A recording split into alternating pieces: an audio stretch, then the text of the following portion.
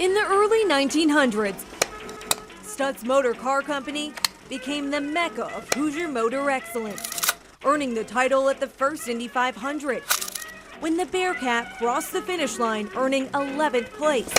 From then on, the slogan was simple: the car that made good in a day. And that legacy didn't stop. I mean, the Black Hawk, Elvis Presley had a few of them. Frank Sinatra had one of them. What was once a loading dock, now a museum. Most of them are Stutz vehicles, so that means they were produced, manufactured, made right here in the building. And it's that rich history that attracted Samara Road, investing $100 million in 2021 to revitalize this century-old building. I mean, from day one to what I'm seeing today is very rewarding.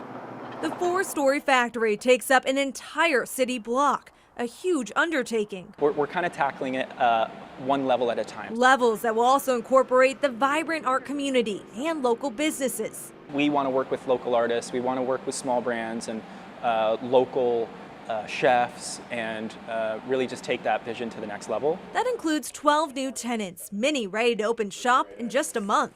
Excited and nervous. Amelia's Bread is one of them. It'll be like a cafe, but also kind of like a little neighborhood grocery. And around the corner, you'll walk in from the alley and you'll enter. This will be a coffee bar. Cafe Patachu is preparing to open its 6th Indy location. It'll be different than your neighborhood Cafe Patachu. We really strive to make each Patachu reflective of its unique neighborhood or the space that we occupy. And some businesses are already open. Yeah, so this is one of our conference rooms that we have on site. Industrious was one of the first tenants to move in, a co-working space for 350 people. You know, it's just been great to see everyone come alongside, see this building. You know, we get a lot of people who come in here are like, I saw this building 20, 30 years ago, or just to kind of see, you know, the work that's been done. Work that's not over yet. The 3 other floors are still under construction, each wing offering plenty of space for businesses. You can take, 2 plates, and it could be anywhere between 15 to 30,000 square feet. As crews continue to make progress, tenants are counting down. We're all on the same page. We're all just excited to be open and have the community come hang. A revival of a historic gem that continues to be a symbol of the city's automotive legacy. In Indianapolis, Lauren Kostick, 13 News. When I look out and I see you all here to fight for the rights of Hoosiers, I feel hope. We will never give up. We will keep fighting. Hey, hey, ho, ho. The patriarchy has got to go. Hey, hey, ho, ho. The patriarchy has got to go. That's why this group is marching outside of the State House.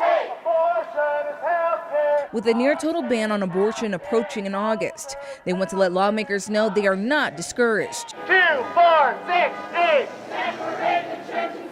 Abortion should be decided between a woman, her faith, her family. It doesn't even matter. They should be able to make the decision whenever they want, wherever they want, without government interference.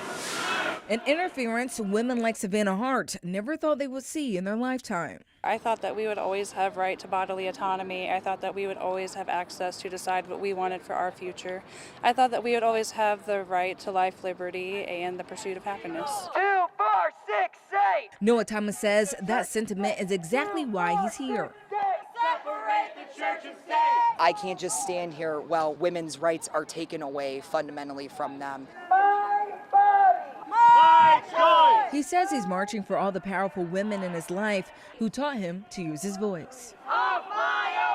We're hoping to use our voices not only to educate voters, but to inform them that 2024 will be a pivotal year, not only nationally, but for Indiana as well. What direction do we want Indiana to go in? Do we want to keep going backwards another 50 years, or do we want to be up in today's society? They know change won't happen overnight, but as they prepare to march into the unknown next month, they say they're ready to turn up the heat. This is what democracy looks like. This is what democracy looks like. It's unacceptable, and we need to stand up and show our lawmakers and continue showing them that this is not what we want, that we're unhappy, and that we're going to keep coming out and fighting, because they'll never win. My choice. Keep me searching for. On a Wednesday afternoon, along Broad Ripple Avenue, the folks inside Goodfellas Pizzeria are making their signature thin crust dough. There's another kind of dough, though, that's been thin around here this past month. The money kind. And our late night crew have got their hours cut back. You know, it's 3 hours out of their time, and that's the best time for money for them. Goodfellas, like other late night Broad Ripple businesses, agreed to a voluntary 1 a.m. closing time for the past month, ever since that late night deadly shooting in June left 3 people dead and 1 injured. That incident wasn't the first time shots have rang out in the village in the past year. It was kind of a regular thing almost, sadly. Pretty much every Saturday or Sunday it would happen. The 1 a.m. closing time was a strategy to curtail that and take the focus off the area. I think it's helped somewhat, but I mean, it's just hard to manage things like that already, but I think it's a step. A step Sophia Anderson says definitely changed Broad Ripple's party vibe on the weekends. Come 1 a.m. It just shuts down, you gotta go, and it sucks. This weekend, though, Goodfellas isn't shutting down early. Their doors will be open until 2:30 a.m. It's like a trial run, pretty much, to see if we can try to get going back to later nights. The Broad Ripple Village Association didn't have a comment about what other businesses would be doing, saying, quote, "Our businesses are continuing to adapt to situations and put public safety first while balancing that with running a successful business." The owner of Average Joe's Mine Shaft and Rock Lobster said he couldn't give a definitive answer on what this weekend's hours would be at any of his establishments, but said he would do what seemed best, given whatever the circumstances are, come Friday and Saturday. Many of the businesses in Broad Ripple didn't want to comment on what their hours would be this weekend. One topic that came up with many of them, though, how the construction here on Broad Ripple Avenue had already impacted their bottom line even before these 1 a.m. closures. We've had months, down 20%, months down 50%. It just really depends on kind of where it is and what else is going on. But people they kind of avoid the area because it's difficult to travel.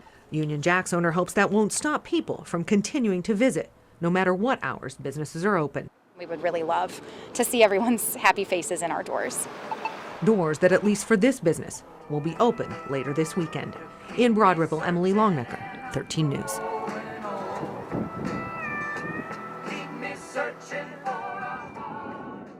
That's what I told Mom. I don't think there's anything that either of you need to physically do today. Lara Rogers' parents survived Friday's storm despite a direct hit to their home. It is just purely a miracle from God that they walked out of there without injury. I mean, just without a scratch. In the days since, she's witnessed another miracle. Fellow Hoosiers here to help. This one's got a lot of nails. Hundreds of them working in concert to clear debris. People I've never met and that I'll never be able to tell thank you. But I'm so thankful. Yeah. Now this effort is more urgent. They're up against the clock for yet another storm. We was trying to get all this done before the next one hits, because when it hits, all this debris could be going anywhere. And thank God that we've had so many volunteers. We wouldn't even been close if it hadn't been for all these people. They're trying to clear trees, tarp roofs, protect damaged homes fast. First responders warning round 2 of severe weather could be dangerous. Many of these buildings are still unstable, and when you start applying high winds and rain to these types of situations, now we have debris flying around, structures can continue to collapse. And so our plan is if we see that severe weather moving in, then we'll evacuate those areas where people are working to make sure everybody's safe. And that's what we have volunteers out doing today, is making sure that they get those homes as secure as they can before this next wave of weather comes through. Families here just hope they're spared a second hit. We have dealt with it all, one step at a time, 1 minute at a time. It's like, we'll just watch the next step and we'll take that when it comes. So. Staff with Noah's Animal Hospital say these no trespassing signs have not been enough to keep people off their construction site, and it's delaying their progress. Initially, when we got the building, those were the first things that went: air conditioning units, the copper wiring. Noah's Animal Hospital has been fighting an uphill battle getting their new clinic open as they try to expand services to the other side of West Washington Street. We just want to make sure that we can be there to serve all the pets in the area and their people. The clinic specializes in affordable care for pets. You're going to be famous. You're going to be famous. Something nearby neighbors appreciate. When you have to take them to the vet, when they get sick or something, it's very expensive. The new facility will allow them to serve a larger number of animals, but trespassers are delaying the opening. But what's really starting to hurt us is we've had a lot of vandalism. We've had a lot of things stolen, like including heating units off the roof. We've had a contractor's truck being stolen. And that's not all. Then, kind of icing on the cake this past few weeks, we got a letter from the city saying, hey, by the way, you've got all this stuff dumped in your backyard. When they checked it out, they couldn't believe it. It was an 18-foot boat. It was tires. It was concrete blocks. It was not stuff that was part of our construction project. She's special. Kelly Jarrett says he's not surprised about the illegal dumping. I mean, this is a good neighborhood, don't get me wrong, but people they just don't want to go to the dump anymore, so they trash it wherever it's a dark spot at. Doc says ultimately it's the community that's suffering. You go say hi? Every dollar that we have to spend fixing graffiti, pulling away boats that don't belong there, is that much less that we can do to help the community in this area. Good job, buddy. Yeah. They're asking the community to help out by reporting any suspicious activity to the authorities. In Indianapolis, I'm Logan Gay, 13 News. We're getting ready for our first exhibition of the evening. We're going to show someone that we care. Dancing is how this group shows their love. And for a second time in almost a year, the Indiana ballroom dance community came together, not to compete, but to support one of their own. This support shows me that I'm not alone. Michael Fotyunov is a ballroom dancer and instructor. He's also from Ukraine and still has family living there. He says the past year has been a roller coaster. 2 days ago, I was speaking with my family, and there was an attack that destroyed the entire 5-story building. This group brought their dancing shoes to help raise money to send to Michael's family in Ukraine and their community, the best way they know how, through dance. As long as I get some kind of help, I see it as an open door from God, and I'm going to do my part, because if I don't, nobody will.